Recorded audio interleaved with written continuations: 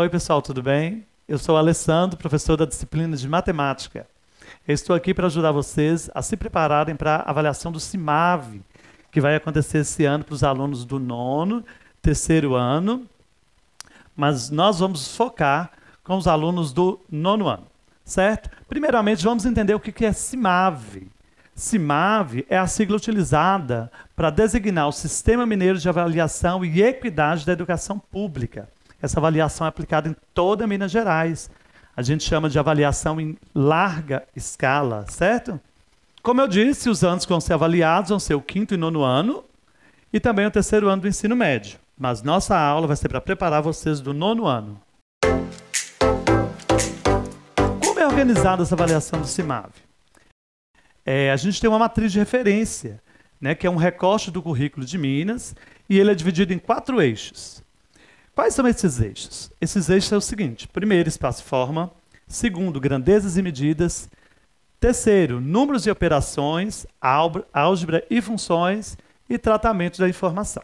A ideia aqui é mostrar algumas questões que é possível aparecer nessas avaliações e preparar vocês para se saírem melhor nessa avaliação. Essa avaliação ela é separada, como eu disse, por 4 eixos, e cada eixo possui descritores. O que seriam esses descritores? Os descritores nada mais é do que habilidades que vão ser cobradas de vocês durante essa avaliação. Por exemplo, hoje nós vamos falar sobre o descritor 1. O descritor 1, ele nos diz o seguinte: ele vai cobrar o seguinte: identificar a localização ou a movimentação de pessoas ou objetos em uma representação plana do espaço. Qual habilidade está sendo cobrada nesse descritor, então? Então, nós teremos que ter uma noção de localização e de movimentação. Professor, mas na matemática, localização, movimentação, não seria geografia? Não. Localização e movimentação a gente usa todos os dias, não é nada complicado.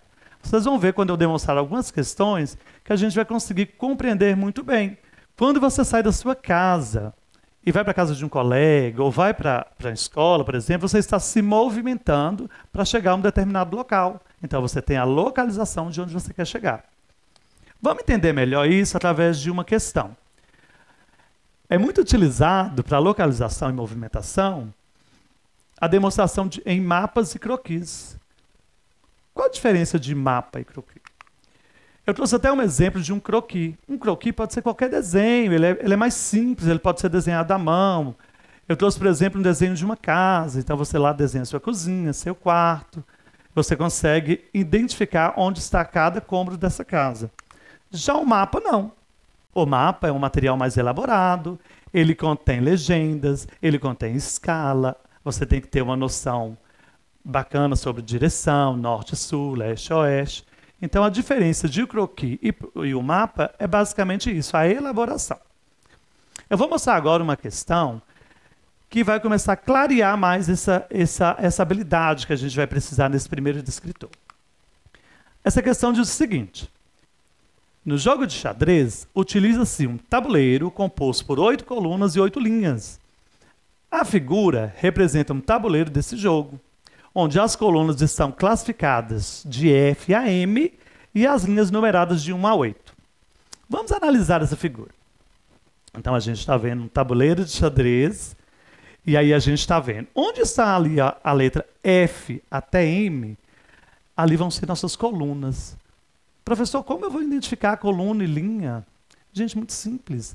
O caderno seu, que você escreve todos os dias, não tem várias linhas? Então, as linhas estão na horizontal. E as colunas? Vamos associar colunas, por exemplo, a igrejas, construções, a sua casa. Geralmente ela possui colunas, então também é uma maneira de conseguir distinguir colunas de linhas. Então as colunas, elas estão na vertical. Vamos analisar a questão. O que esse descritor pediu nessa questão aqui? Qual a posição da peça de um cavalo neste tabuleiro? Tá. Para descobrir a posição, nós vamos pegar lá da coluna. Primeiro, nós vamos identificar onde tem objetos. Na coluna F tem, mas não tem o cavalo. Então, se você analisar todas as colunas, a gente já vai identificar o cavalo somente na coluna H. Então aí eu já elimino duas alternativas. A alternativa A começa com a coluna F. Não me interessa. Olha, na letra B aparece um H. Na letra C também. Na letra D não aparece. Já consigo eliminar duas alternativas. Mas vamos analisar as linhas. E qual linha esse cavalo vai estar localizado nesse tabuleiro? Se a gente analisar a partir da linha 1 e for subindo, a gente vai ver que na 1 não, na 2 não, 3. O cavalo vai estar lá na linha 6. Então agora ficou simples. Nós temos coluna H e linha 6. Então a alternativa correta seria a alternativa C, H6. Deu para compreender? Vou dar mais um exemplo para vocês. Coloquei como questão 2. Juca desenhou a planta de uma casa onde mora. Ele tem 2 quartos, uma sala, uma cozinha e um banheiro. Vamos analisar a ilustração a seguir. Essa planta dessa casa foi demonstrada através de um croquis. Vamos lá, vamos ver o que essa questão está nos pedindo. Ao entrar em sua casa pela porta da sala e virar à direita, Juca está indo em direção... Aí nós temos as alternativas. Nessa questão, a única coisa que a gente precisa entender é uma questão, ter uma visão clara de lateralidade, ou seja, direita e esquerda. Juca entrou à casa e já em seguida entrou à direita. Essa está muito fácil. A porta da sala está desenhada pelo croquis, você entrou. A primeira direita ele vai chegar aonde? Essa questão é muito elementar. Ele chegou, alternativa A na cozinha? Não. B, banheiro? Também não. No quarto 1? Não. Para chegar no quarto 1 ele teria que ter entrado à esquerda, mas ele entrou à direita, então ele chegou no quarto 2. Nessa mesma questão, poderia ter sido desenvolvidas várias outras perguntas, como, por exemplo, qual seria o caminho de Juca até o quarto 1? Ele teria que entrar, virar a primeira esquerda e novamente a primeira esquerda. Então, um croquis ele pode trazer várias informações. Neste caso, vamos ficar ligadinho na lateralidade, direita e esquerda. Tudo bem? Vou trazer mais uma questão para vocês. Essa questão é uma questão que está bem elaborada e a gente vai precisar de um pouquinho mais de atenção. Vou ler ela aqui para vocês. O medidor de energia de uma residência, conhecido por relógio de luz, é constituído de 4 pequenos relógios, cujos sentidos de rotação estão indicados conforme a figura. Falou de relógio, a gente já imagina um relógio de pulso e que gira no sentido horário. Não é o caso dessa questão. Nossa questão está indicando com setas qual a direção desses relógios. Então vamos analisar. Primeiro a gente precisa entender o que essa questão está nos pedindo. Tá? A gente já está visualizando os 4 relógios, a seta indicando qual a direção que o ponteiro está seguindo. Então vamos lá. A medida expressa em kWh, kWh, o número obtido da leitura é composto por 4 algarismos. Cada posição do número é formada pelo último algarismo ultrapassado pelo ponteiro. Está vendo aí? Então, para a gente descobrir esses números, a gente vai ter que analisar qual foi o último algarismo que o ponteiro passou. Vamos analisar o primeiro relógio? No primeiro relógio, ele está seguindo o sentido horário? Não mesmo, né? Sentido anti-horário. Então, vamos analisar sempre que ele está partindo do zero.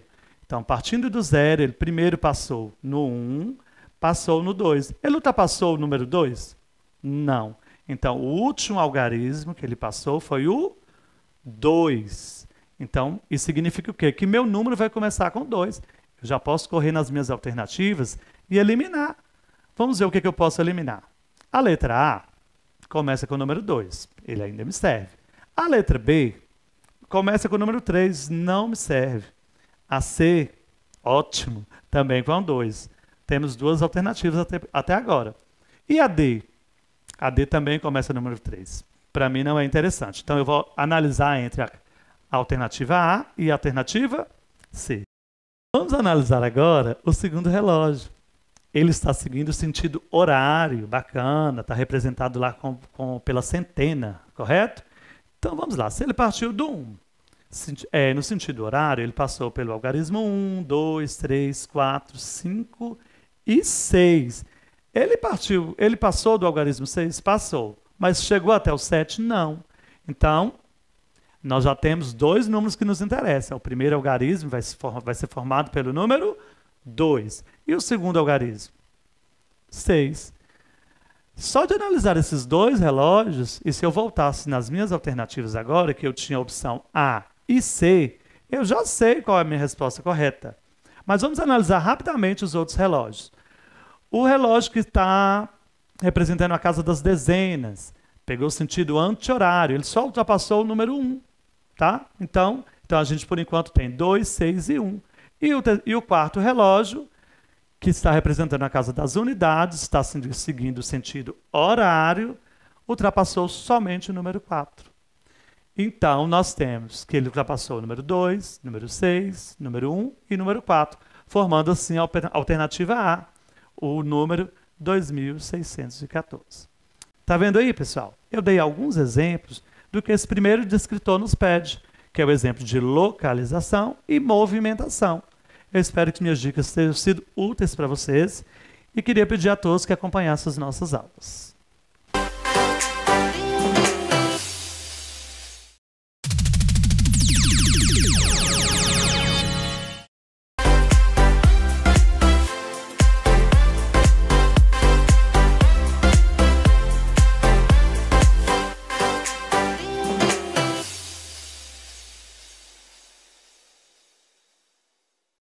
Oi pessoal, tudo bem com vocês? Professor Alessandro, da disciplina de Matemática. Hoje nós vamos seguir com a nossa preparação para a avaliação do CIMAVE, correto? Hoje nós vamos falar sobre o descritor 2. O que seria o descritor 2? O descritor 2 nos diz o seguinte: corresponder figuras tridimensionais e suas planificações ou vistas. Então, vamos prestar bastante atenção nessa ideia de planificação ou vista dessas figuras. Mas o que seriam essas figuras tridimensionais? As formas tridimensionais são aquelas que têm 3 dimensões: comprimento, largura e altura. Elas se distinguem das formas bidimensionais.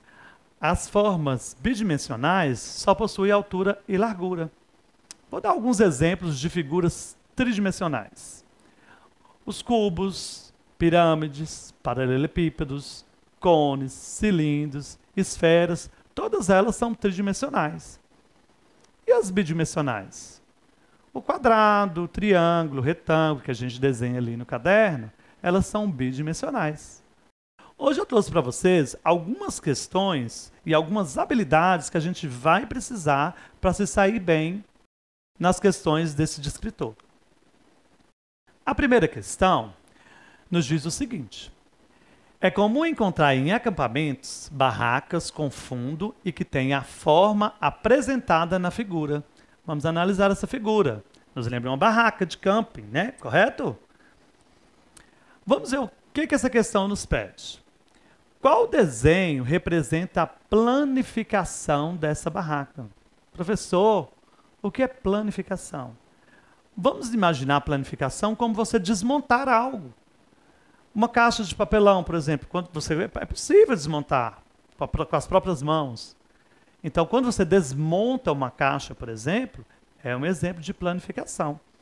Então, o que ele quer? Ele quer que você identifique como que essa barraca que está montada, essa figura, né, que parece uma barraca, vai ficar quando você desmontá-la, ou seja, quando você fizer a planificação. Eu vou dar algumas dicas para que vocês consigam entender bem o que é uma figura planificada. Primeira coisa que vocês têm que analisar: quantos lados tem? Vamos pegar a barraca como exemplo. Quantos lados tem essa barraca? Aí eu tenho que analisar tudo. Eu tenho a parte que me cobre, eu tenho a parte de baixo, e eu tenho as duas partes laterais.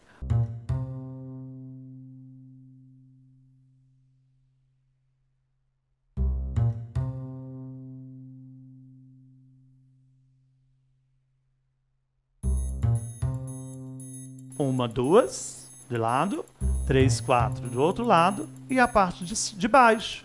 Então nós temos 5 lados.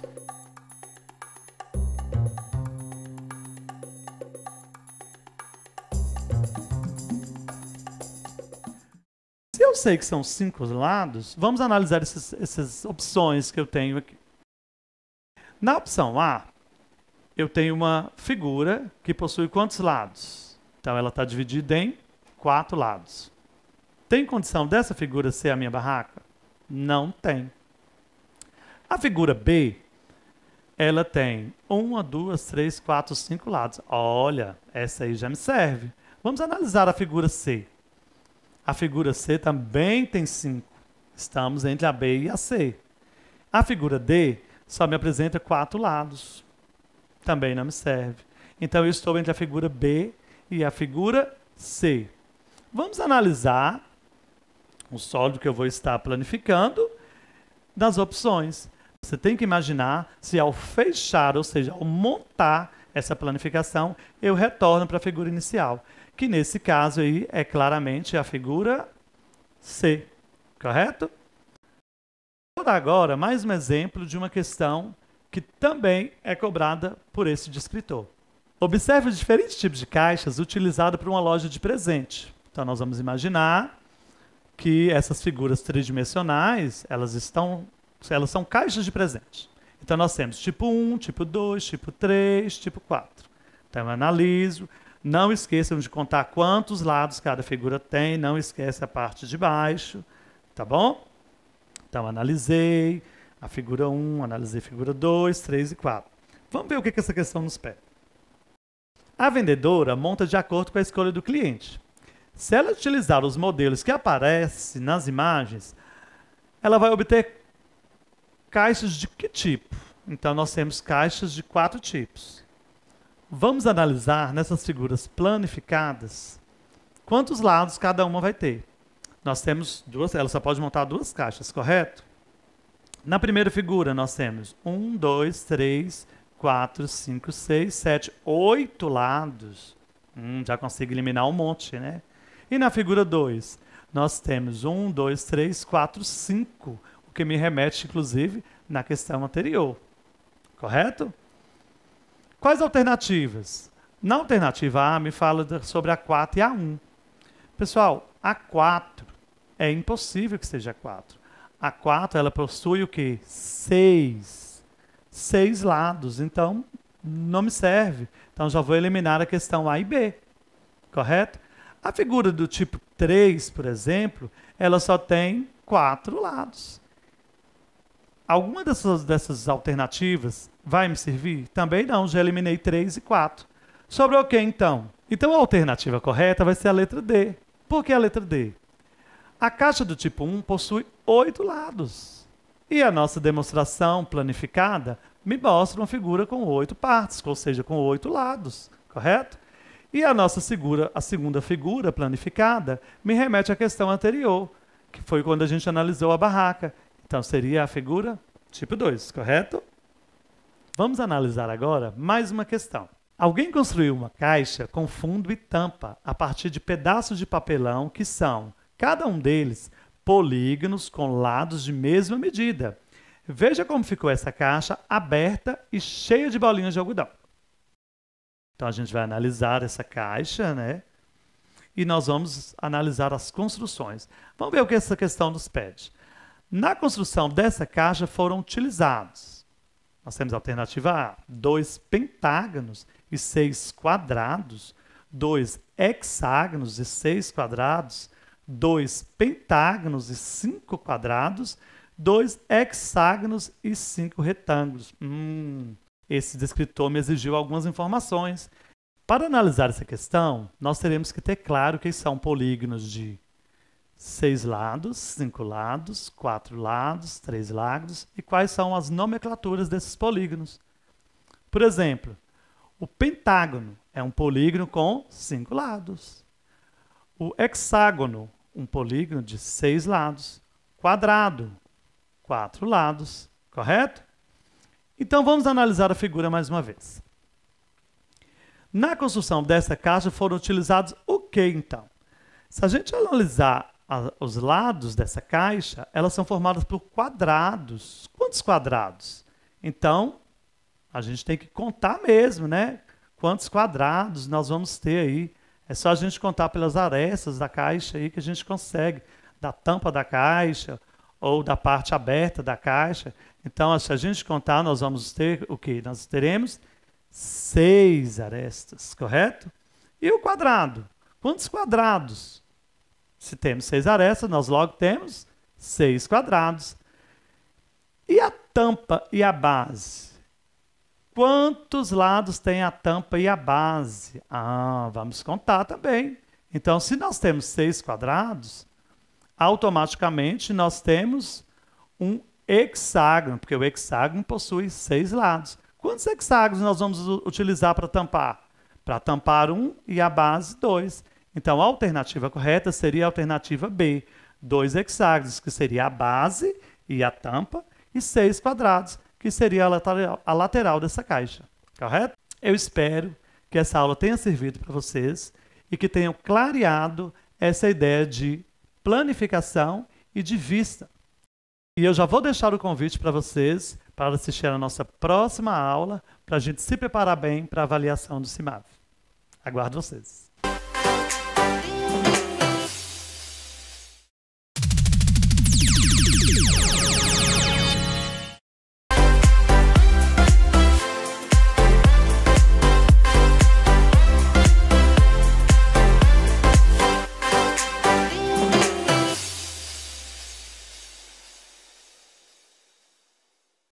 E aí, pessoal, tudo bem com vocês? Professor Alessandro aqui novamente.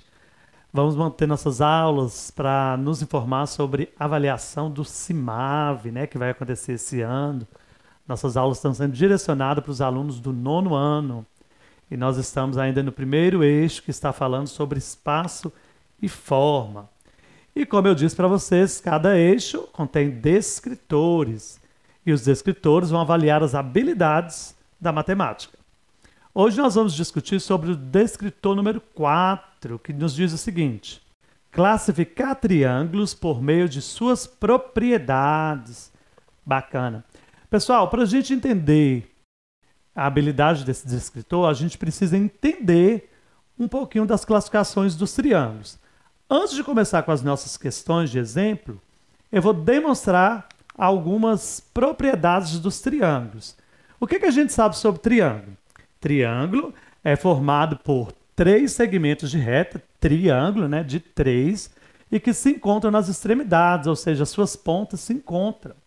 Todo triângulo possui 3 lados, consequentemente 3 ângulos e 3 vértices, correto?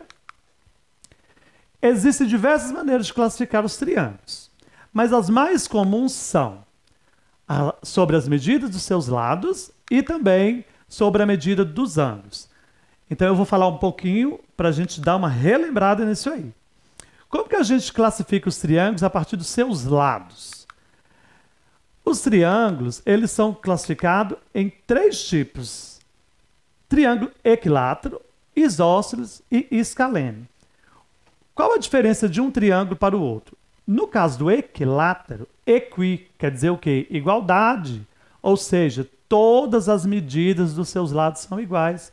Então, se você pegou um triângulo e as medidas são todas iguais, as 3 medidas, quer dizer que a gente está falando dos triângulos equiláteros.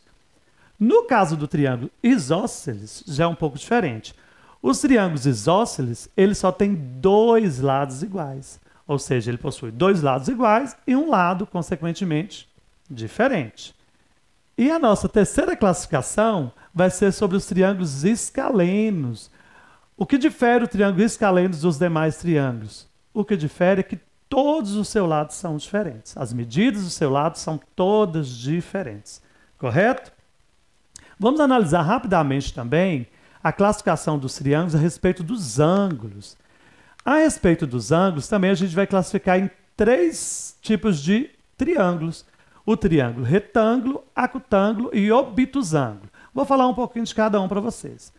Para ser um triângulo retângulo, um dos seus 3 ângulos tem que ser um ângulo reto, como aparece nesse triângulo que eu estou mostrando agora para vocês.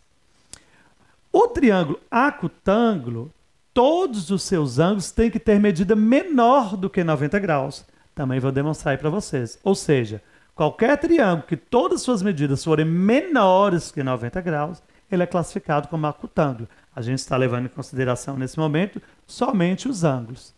E para ser um triângulo obtusângulo, ele precisa ter pelo menos um ângulo maior do que 90 graus. Certo? Vamos lembrar essas classificações que vai ser muito importante para a gente resolver nossas questões de hoje. Tá certo? Além dessas propriedades, a gente precisa ter bem claras essas informações que eu vou passar para vocês agora. A soma dos ângulos internos de qualquer triângulo é sempre igual a 180 graus, correto? Qualquer triângulo, somando seus ângulos internos, tem que dar 180 graus. Uma condição de existência também que é fundamental para qualquer triângulo é essa que eu vou dizer agora para vocês. Ó. A medida do maior lado sempre deve ser menor que a soma dos outros dois lados. Porque se isso não acontecer, é impossível que a gente consiga encaixar as extremidades desses três lados, correto? Então vamos guardar isso aí e vamos para a nossa primeira questão de exemplo que eu trouxe hoje para vocês. A questão número 1 nos diz o seguinte: qual das fichas a seguir não apresentam medidas com as quais é possível representar os lados de um triângulo? Lembra do que eu acabei de falar com vocês? Vamos precisar agora. A ficha número 1 me fala que um lado de um triângulo mede 4, 3 e 7. Pode ser centímetros, metros, isso no caso não nos importa agora. Vamos só fazer essa análise. A ficha número 2, as medidas são 2, 6 e 3. Na ficha número 3 vem para mim 9, 5 e 6. E a ficha número 4, 6, 8 e 10. Certo. O que eu sei disso aí? Que a minha maior medida tem que ser menor do que a soma das outras duas medidas. Então, na ficha número 1, qual a minha maior medida? O 7, certo? O 7 tem que ser menor do que a soma dos outros dois, das outras duas medidas. Então, vamos lá. Os outros dois lados têm 4 e 3. 4 mais 3 é igual a 7. Ih, professor, deu igual. Se deu igual, não satisfaz minha condição de existência. Já sei que essas medidas não servem para formar um triângulo. Correto? Vamos analisar a ficha número 2. A ficha número 2, eu tenho o número 2, 6 e 3, que representam a medida dos lados, correto? Qual é a maior medida? No caso aí, a maior medida é o número 6. Se eu somar as outras duas medidas que me sobrou, foram quais que sobraram? 2 e 3, correto? 2 mais 3, 5. E agora? 5 é maior do que 6? Não, né, gente? Então, como que eu vou formar um triângulo? Eu falei que a soma das duas medidas tem que ser maior do que a minha maior medida. A minha maior medida é 6. Então, também já sei que aí eu não consigo formar um triângulo. Vamos analisar a número 3. Na ficha número 3, nós temos 9, 5 e 6. O meu maior lado aí é um 9. Ao somar 5 e 6, vai ser maior do que o 9. Então, atende minha condição de existência. Então, eu consigo formar um triângulo com essas medidas de lados. E na ficha número 4, nós temos o número 6, 8 e 10. Meu maior número que está representando os lados, né, medida dos lados, é o número 10. Ao somar 8 e 6, eu tenho quanto? 14. Maior também do que a minha maior medida, correto? Então, atende à condição de existência. Voltando na minha pergunta, qual das fichas a seguir não apresenta medidas com as quais é possível representar os lados de um triângulo? Ou seja, vai ser a ficha número 1 e a ficha número 2. Logo, a resposta correta seria a resposta D. Correto? Vamos para mais uma.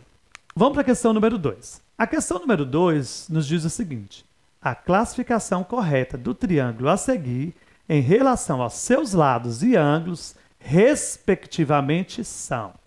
Beleza, vamos analisar essa figura, né?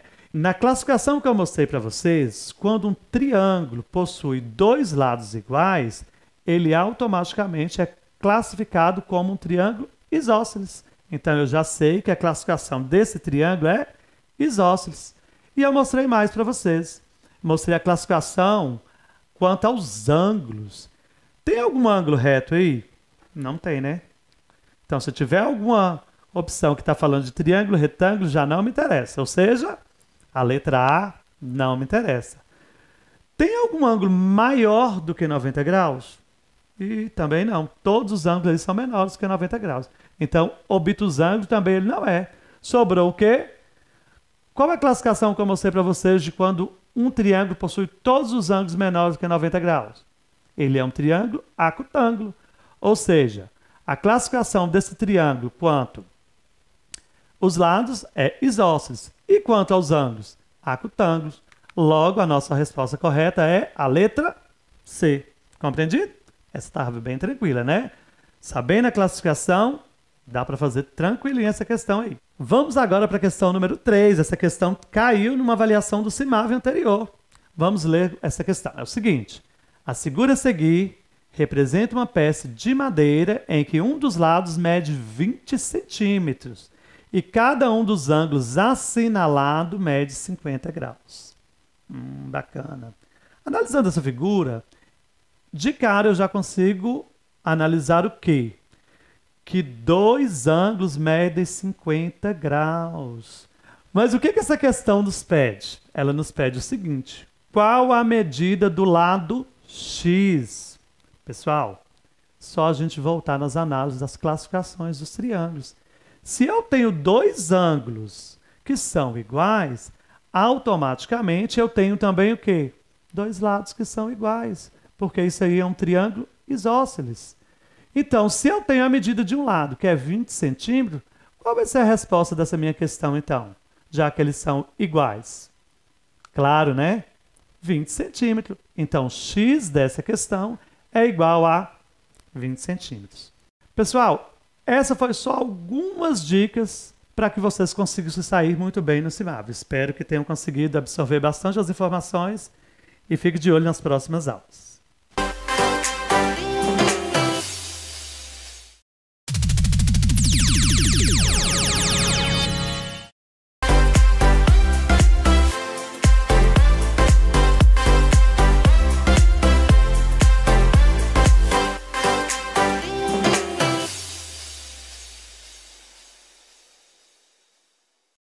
Oi pessoal, tudo bem com vocês? Professor Alessandro de volta, professor de matemática.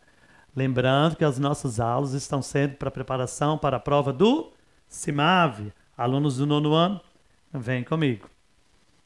Hoje nós vamos falar sobre o escritor número 5, que nos diz o seguinte: classificar quadriláteros por meio de suas propriedades. Bacana, né? Ou seja, para me sair bem nesse descritor, eu preciso saber classificar os quadriláteros. Vamos fazer uma prévia rapidinha para a gente dar uma lembrada sobre os quadriláteros. O que são quadriláteros? São polígonos que possuem 4 lados. Tranquilo? Eles são classificados em regulares e irregulares. Os quadriláteros regulares possuem lados e ângulos iguais. E os irregulares? Automaticamente, lados e ângulos diferentes. Dentre os quadriláteros, que são inúmeros, eu vou mostrar para vocês aqui uns que são mais recorrentes. Primeiro quadrilátero que eu vou mostrar para vocês, paralelogramo. Eu vou dar uma definição breve aqui dos paralelogramos, tá bom? O que são paralelogramos? Eles têm lados opostos e paralelos, e ângulos opostos e congruentes. Congruentes quer dizer iguais, correto? O meu segundo quadrilátero é o retângulo, muito comum, né? O que a gente sabe sobre os retângulos? Que os ângulos internos são sempre iguais a 90 graus, ou seja, ângulo reto, né? Um ângulo de 90 graus. Quadrilátero comum demais, né? O quadrado. Mas presta bastante atenção, para ser quadrado, todos os lados e os ângulos têm que ser iguais. E os ângulos também têm que formar 90 graus, tá bom? Losango possui os 4 lados iguais, tá? Ou seja, mesma medida, tá certo? E o trapézio tem que ter pelo menos um par de lados paralelos. Na definição de quadriláteros, ela vai bem além do que eu mostrei para vocês aqui. Mas hoje eu estou fazendo só uma prévia para que a gente consiga resolver as questões que eu trouxe para vocês. Tudo bem? Vamos ver a aplicação dessas propriedades em algumas questões. A questão número 1 que eu trouxe para vocês pede o seguinte, para que vocês olhem os desenhos a seguir. Então, eu tenho o desenho número 1, desenho 2, 3, 4 e 5. Vamos ver o que essa questão está nos pedindo. Os desenhos que representam retângulos são... Acabei de falar para vocês. O que eu sei sobre os retângulos? Eu sei que todos os ângulos deles têm que medir 90 graus, correto? Qual dessas figuras aí, todos os ângulos medem 90 graus? A figura número 1, bacana. 4 ângulos de 90 graus. Beleza. Opa, professor, mas isso não é um quadrado?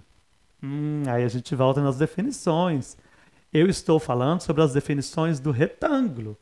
Ou seja, não quer dizer que um quadrado não pode ser classificado como retângulo, mas nem todo retângulo pode ser classificado como quadrado.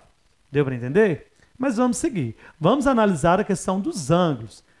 Figura número 1, 4 ângulos de 90 graus. Figura número 2, também 4 ângulos de 90 graus.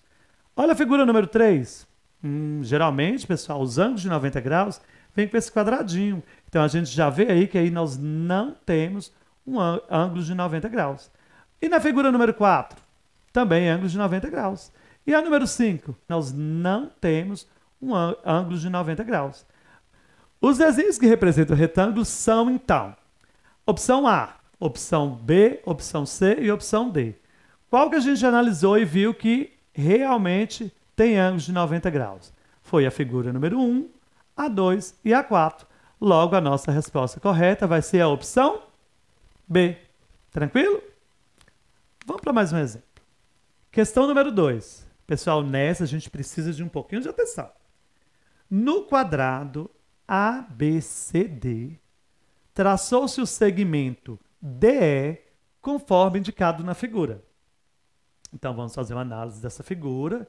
Se a gente pegar aí, ó, o A, B, C e D, nós temos um quadrilátero, que nos lembra um quadrado. Se ela tiver todas as medidas iguais, nós temos um quadrado, beleza? Mas o que ele quer? Ele quer que você verifique depois que ele traçou o segmento DE. Então, a gente viu que tem um segmento de reta ali, que vai do ponto D e vai até o ponto E. O que ele quer além disso? O nome do polígono EBCDE. Vamos analisar. Então, agora eu vou desconsiderar aquele ponto A. Eu vou analisar a figura da seguinte maneira, ó. E até o B, do B até o C, do C até o D. Gente, nós formamos um quadrilátero? Ele ainda formamos, né? Continua um com 4 lados. Então, eu já vou descartar aí a minha opção C, porque ele não é um triângulo. Será se ele é um losango? Será se ele é um retângulo? Será se ele é um trapézio? Aí a gente vai ter que analisar. Retângulo tem que ter todos os ângulos iguais a 90 graus. E também já descartei, não tem todos os ângulos iguais a 90 graus.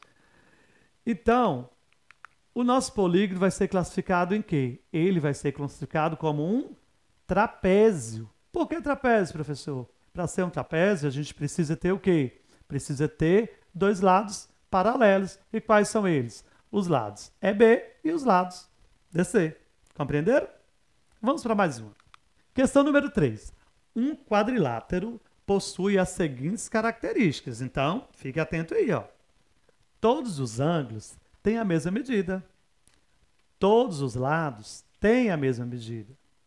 Suas diagonais têm a mesma medida e são perpendiculares. Pessoal, só pelas 2 primeiras características que tem aqui nessa informação, a gente já sabe de que a gente está falando. Mas vamos ver o que ele está querendo. Esse quadrilátero é o losango, quadrado, retângulo, trapézio? Vamos analisar. Se todos os ângulos têm a mesma medida, já me leva o quê? Já me lembra ou um quadrado ou um retângulo. Eu já vou eliminar trapézio e os losangos. Só que tem mais uma característica que é muito importante que vai definir essa questão. Todos os lados têm a mesma medida. Então, se todos os lados têm a mesma medida e todos os ângulos têm a mesma medida, logo nós estamos falando de um quadrado. Deu para compreender? Então, pelas classificações que foram mostradas, nós estamos falando do quadrado.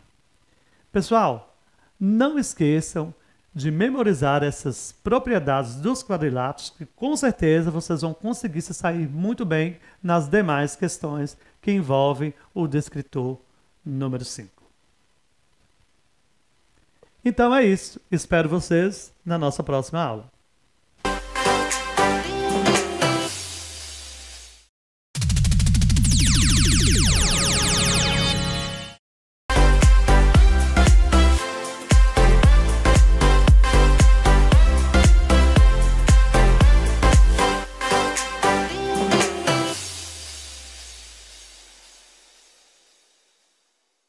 E aí, pessoal, tudo bem com vocês? Vamos para mais uma aula de matemática com o professor Alessandro? Vem comigo! Hoje nós vamos falar do descritor número 6. Lembrando que eu estou falando dos descritores do CIMAV, para a nossa provinha do fim do ano, tá certo? Para os alunos do 9º ano. Hoje o nosso descritor nos diz o seguinte. O descritor número 6 diz: corresponder uma figura plana desenhada em uma malha quadriculada à sua imagem, obtida por meio de uma redução ou uma ampliação. Pessoal, quando a gente fala de malha quadriculada, correspondência, imagem aumentada, imagem diminuída, ou seja, ampliada, ampliação, redução, gera uma grande confusão. O que eu preciso ter em mente para me falar sobre esse descritor? Você precisa saber que quando eu trato de ampliação, eu preciso fazer uma multiplicação. Por 2, por 3, por 4, não importa. E eu preciso seguir esse padrão. Então, se eu multiplico, eu aumento, ou seja, eu faço uma ampliação. E se eu quero fazer uma redução, eu faço uma divisão. Por 2, por 3, para o que for possível. Só que eu preciso manter a proporção. Ou seja, se eu multipliquei uma linha, eu também multiplico a coluna. E para redução a mesma coisa. Se eu dividir uma linha, eu divido a coluna. Eu vou mostrar uns exemplos para vocês que vai ficar bem claro. E aí a gente vai acabar esse tabu de ampliação e redução. É algo complicado, tá bom? A figura a seguir representa uma cruz. Pessoal, quando você olha, você vê essa parte colorida, você vê a cruz, correto. Mas o que eu preciso analisar? A malha quadriculada vem com quadradinhos, né? Essa aí está representando como se cada quadradinho medisse 1 por 1, certo? Ou seja, 1 de altura, 1 de largura. Mas o que eu preciso prestar atenção? É nessa medida? Não, pessoal. Eu preciso prestar atenção no seguinte: quantos quadradinhos foram coloridos? Aí eu tenho que analisar todas as partes da cruz, a parte superior, a parte lateral, a parte inferior, a altura da minha cruz, o comprimento, tá bom? Então vamos ver o que essa questão está nos pedindo. Eu já dei uma olhada na cruz aqui, vamos ver o que ela nos pede e vamos analisar. As medidas de todos os lados foram reduzidas pela metade. Qual figura representa a nova cruz? Voltamos na figura. Se ela foi reduzida, para reduzir, o que eu falei com vocês? A gente divide. Se está falando que ela foi reduzida pela metade, a gente vai dividir por quanto, pessoal? Por 2. Então, pessoal, vamos fazer uma análise dessa questão. Nós teremos que prestar bastante atenção no enunciado. O enunciado me fala de uma redução de cada lado da figura. Essa figura minha ela tem 12 lados, correto? Para ficar mais fácil, nós vamos dar nome a esses lados, porque aí quando eu explicar para vocês, vocês vão conseguir visualizar melhor. Então, nós vamos chamar de base, o que está embaixo, né? Então, nós vamos ter a base 1, aqui a base 2 e aqui a base 3. Se eu tenho uma base, eu tenho topo, então eu vou chamar de topo 1, topo 2 e topo 3. E as laterais da minha figura são os lados, né? Então, nós vamos só numerar esses lados. De lado 1, lado 2, lado 3, lado 4, lado 5, lado 6. Eu vou seguir a redução no sentido horário, começando aqui da base 1. Vem comigo. Ao reduzir a base 1 pela metade, se eu tinha 4 colunas, agora eu tenho 2 colunas, correto? Lembre-se bem, se eu reduzir a base, eu reduzi até o topo, correto? Então, esse topo lá já foi reduzido, não preciso mexer nele mais. Vamos lá para o meu lado 1. Lado 1, eu tinha 4 linhas. Reduzindo pela metade, agora eu tenho 2 linhas. Vamos para a minha base 2. Base 2, nós tínhamos 4 colunas coloridas, agora nós temos 2 colunas coloridas. E o meu lado 3? Se eu tinha 4 colunas, agora eu tenho 2 colunas, correto? O lado 3 só tinha 2 linhas. Então, ele vai ficar apenas com uma linha, reduzindo pela metade. Uma linha está aí. Preciso mexer no topo 2? Não, pessoal. Sempre quando eu mexer na base, o topo já foi reduzido pela metade. Então, não será necessário. Agora, eu fui lá para o meu lado 5. Lado 5 também eu tinha 2 linhas. Agora, eu só tenho uma linha, correto? Preciso mexer no topo 1? Não, foi o primeiro que eu mexi junto com a minha base 1. E o meu lado 6? Também não. Quando eu reduzi o meu lado 5, o lado 6 também foi reduzido pela metade.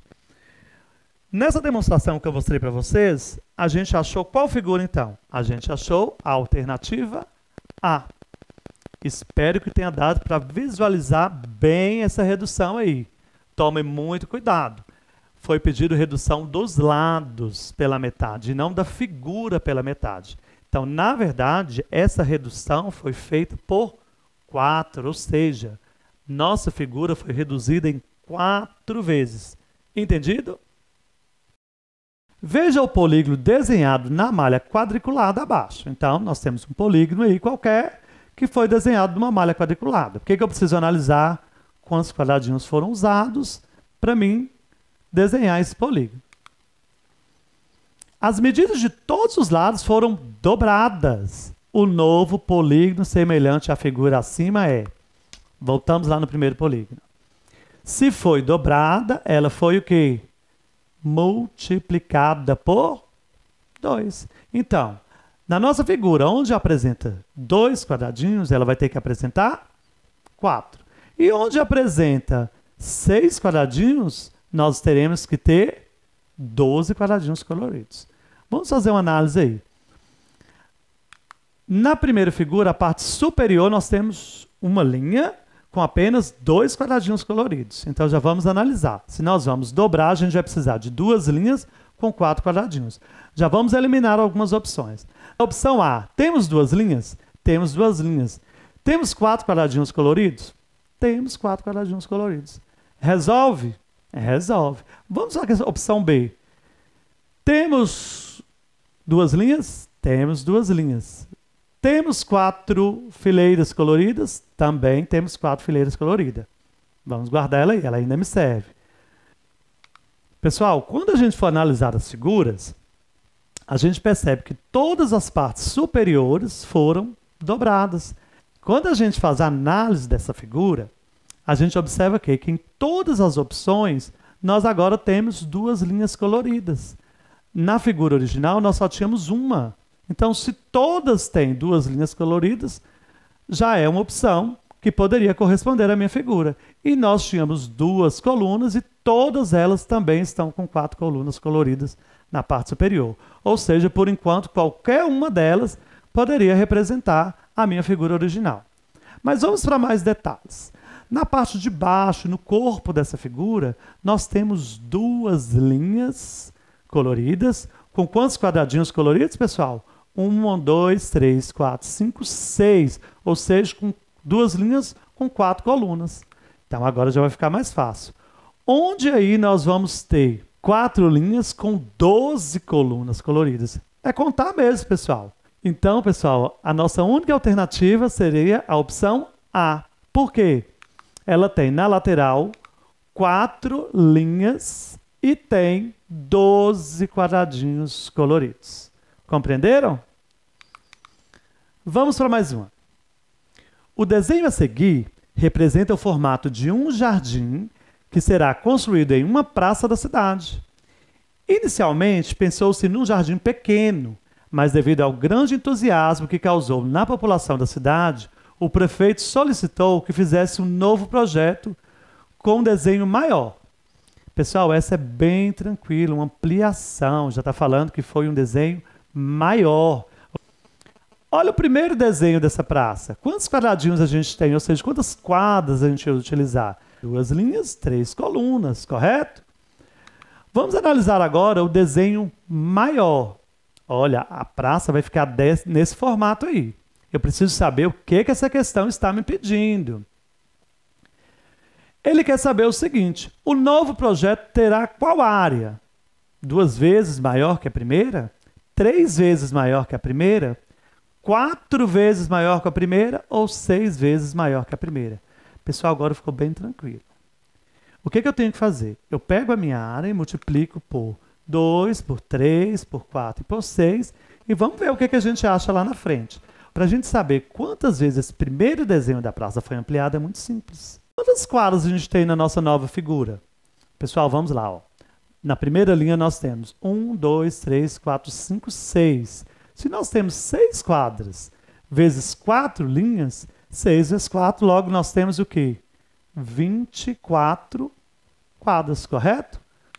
Se eu ampliar a quadra número 1 2 vezes, nós vamos ter o quê? Nós temos 6 quadras, nós teremos 12 quadras. Se eu ampliar ela 3 vezes, nós teremos 18 quadras. Ainda não me atende. Se eu multiplicar 6 vezes, nós teríamos 36 quadras. Mas a gente sabe o quê?